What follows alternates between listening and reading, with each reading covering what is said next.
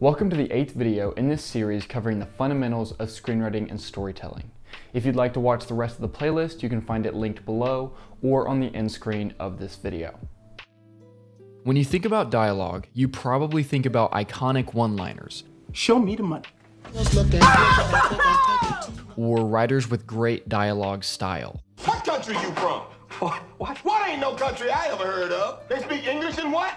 On the flip side, everyone knows bad dialogue when they hear it. It can stunt a scene and pull you out of a movie, from on-the-nose lines, This is Katana. She's got my back. to long expositional monologues. So how do you write good dialogue? Is it just a talent you're born with, or can it actually be taught? Let's start by figuring out what dialogue actually is. Dialogue is not a conversation. The conversations you have in your day-to-day life are not comparable to dialogue. Good dialogue looks like a conversation, but in reality, it's a tool for continuing to develop the conflict of a story. First, let's talk about the mechanical side of dialogue so that we can get a basic understanding of its function. Again, dialogue is not a conversation. It has a specific function in a story, so viewing dialogue in this way can help you create stronger scenes. There are three functions of dialogue: exposition, characterization, and action. In my previous two videos, I covered exposition and its use inside a film. Dialogue can be used to pass on important information to other characters and to the audience. Next is characterization. What a character says can help us understand who they are, what they believe, and what they want. And finally, we have action. Characters move towards what they want by talking to other characters and using dialogue to make decisions, work problems, and reveal secrets. Now that you have your basic academic definitions, let's get practical. Many writers struggle to write dialogue well. They think the problem comes from not being able to write dialogue naturally, or failing to make characters sound like people. But these are not the core problems that writers face when writing dialogue. The most important thing you should be thinking about when writing dialogue is context. Dialogue is first and foremost about context. You should be focusing on why this scene is here in the first place before you're even worried about dialogue. What do the characters want in this scene? What do they believe? How does this scene's existence move the story forward? We know the answers to these questions not from writing dialogue, but from building our characters, building what they believe, and building what they want. Dialogue in and of itself will never create a good scene. Not even the wittiest, quickest, most fun dialogue will make a great scene on its own. Writing good dialogue happens after you have a working definition of the context of a scene. David Mamet, one of the best writers of stylistic dialogue, said that when you're writing dialogue in a scene, you should focus on three questions: who wants what from who, what happens if they don't get it, and why now. Notice how these questions have nothing to do with the exact word choice or flow of dialogue. They are about the context in which the dialogue exists. Let's take a look at a scene from Glengarry, Glen, written by David Mamet, and apply his questions to the scene. Who wants what from who? I need those leads and I need them now or I'm out. Shelley is a salesman at a real estate company. Shelley is about to lose his job and needs the new sales leads from John, the office manager. Immediately, we get an understanding of what the character wants and what is driving the dialogue of this scene. What happens if they don't get it?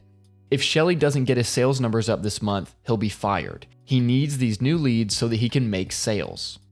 You give me one premium lead. Do you know what the and premium leads cost? I know what the premium leads cost. Yeah, I know what they cost. I generated the sufficient dollar revenue to buy them, but I cannot sell shit. Why now? The other salesmen are doing what they can to make sales and beat Shelley. He has to get these new leads or he will be too far behind. How does this scene turn the story? I need your help. I can't do it, Shelley. John doesn't give Shelley the leads. Shelley is stuck in a really bad position now. If he doesn't sell, he's fired. So now he must figure out how to get his sales numbers up. This sets Shelley in a new direction. John won't give him the new leads, so he will have to figure something else out. The dialogue works because the scene works. The scene moves the story forward. The scene shows characters working towards getting what they want. The dialogue only exists to serve that end, so the specific style that the writer writes in is simply a choice, not a core function of the narrative. Many film lovers enjoy fast-paced, witty dialogue, and I do too, but stylistic dialogue is not the foundation of a story, and good writers know this. It is the context and meaning behind the dialogue that makes that scene work. The beautiful part about knowing what your characters want and knowing the context of the scene is that your dialogue will flow much better once you have a grasp on why the scene exists. Now you know why your characters are talking and what they are talking about. When you're focused on making your dialogue witty, slick, and cool before you're worried about building the correct context for a scene, you're going to write yourself into a corner. I want you to pause and think about some of your favorite movies of all time. Do they all have amazing stylistic dialogue? How much of the dialogue do you remember from most great films? Let's take a look at a scene that doesn't have flashy dialogue but still works very well for the story. This is a scene from Prisoners, written by Aaron Guzikowski. Mr. Dover's daughter, along with another girl, have been kidnapped, and Detective Loki is trying to find them. Loki suspects that Mr. Dover has been working outside of the law to find his daughter, so Loki is following him. Let's return to Mamet's questions. Who wants what from who? Why are you following me? Get in the car. Detective Loki believes Mr. Dover took Alex, one of the suspects in the disappearance of Dover's daughter. So Loki is following Dover. But Dover wants Detective Loki to focus on finding his daughter. What happens if they don't get it? Kid's gone for more than a week. Have half as good a chance of being found, and after a month, almost none are not alive. These men are on the clock. Every hour that passes makes it less and less likely that they will find Dover's daughter. Both of them are looking for the girls. While both men want to find them, they have radically different ideas on how to do it. Why now? And every day, she's wondering why I'm not there to fucking rescue her. Do you understand that? Me, not you, but me! Every moment counts. They have to find the girl soon, or they may never see them alive again. What happens at the end of this scene that moves the story forward? Loki believes Dover may not have taken Alex and is simply distraught about his missing daughter. So Loki lets him go and focuses back on finding the young girls.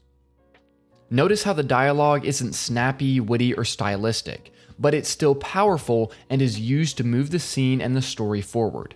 This should be your goal. Don't worry about crafting the most perfect sounding dialogue. Worry about creating dialogue that moves your story forward, and worry about creating the correct context to actually build a strong scene. Let's take a look at one more simple scene. This is a scene from Gone Girl written by Gillian Flynn.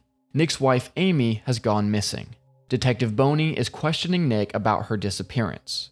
Who wants what from who? Detective Boney wants to get more information about Nick, so she hasn't yet ruled him out as a suspect. So you got to the bar around 11 today. Where were you before that, just to cross that off? Well, I was home. What happens if they don't get it? If Boney doesn't get more information, the case could turn cold. Amy could go missing forever. Speaking of which, Amy's blood type. God, I don't know. I have to look it up at the house. You don't know if she has friends, you don't know what she does all day, and you don't know your wife's blood type. Sure y'all are married? Why now? The longer Amy is missing, the smaller the likelihood that they find her. What happens at the end of this scene that moves the story forward? Boney is becoming more suspicious of Nick. He doesn't seem to know anything about Amy. This is alarming to her. She decides to press harder on Nick going forward. Can they get here in time for this press conference tomorrow? Tomorrow? I have no idea. I haven't talked to him. You haven't called your wife's parents I mean, yet? you can't get a signal in this building. I've been in here talking to you. Well, call them, please, Nick, now. I picked this quick, unflashy scene for a reason. The dialogue isn't crazy. This isn't even a major turning point in the story, but it's still following core narrative mechanics. Characters are using dialogue to move towards what they want. The dialogue isn't supposed to stand out and be flashy. It's just supposed to work and serve the story. And in a lot of ways, maybe that's the best form of dialogue, because stylistic dialogue can run away from you and take away from the most important thing, which is the telling of the story. Just like great editing can be invisible, maybe dialogue can work the same way. The reality is, you don't have to write like Tarantino or Mamet or any of those writers. Understand what you're good at. There are so many great films out there where you never really thought much about the dialogue, yet you love the story anyways. It's not that the dialogue was bad, it just wasn't stylistic. It was just good dialogue. A lot of what is taught about writing dialogue simply isn't practical. Everyone talks about constantly keeping subtext at the forefront of your mind, or they talk about knowing exactly how each line of dialogue has a particular emotional verb behind it, like attack or punish or pursue, or they give all kinds of tips on avoiding exposition in dialogue. And honestly, I think that most of this is worse than useless, because it interrupts your flow of writing, and it makes you overthink every single line as you push through the scene. So what should you be focusing on when you go to write? Ultimately, dialogue comes down to two things. Number one, focus on the purpose of the scene. Why are your characters here? What does each character want? What will happen here that turns the story? And what or who is standing in the character's way? And number two, focus on making your characters sound fluid and natural. This happens by writing, and writing a lot. The more you get used to writing, and the more you build the context of your scene before writing dialogue, the more fluid your dialogue will sound. Whatever style of dialogue you may have will come as you write. You have to write to see what you like and see what you don't like. Great writers don't try to sound a certain way, they simply write in the way that is natural to them. In this video, I didn't give a detailed analysis of subtext or specific word choice or all the other phrases and tips people like to throw around to make non-writers feel intelligent and writers feel stuck and confused. I've found that when I'm writing dialogue, simplicity is a necessity. I can't hold 5 ideas in my head about exposition, subtext, verbally charged lines, and diction, while I also try to remember what this scene is about. It's nonsense and it's confusing. Who wants what from who? What happens if they don't get it, and why now? Leave the rest in the classroom. Now you have a much stronger understanding of dialogue and how it fits in your story. And in the next video, we're going to be taking a look at the midpoint and how you can use a midpoint to strengthen the second act of your screenplay. So if you like this video, leave a like and subscribe for more videos just like this one.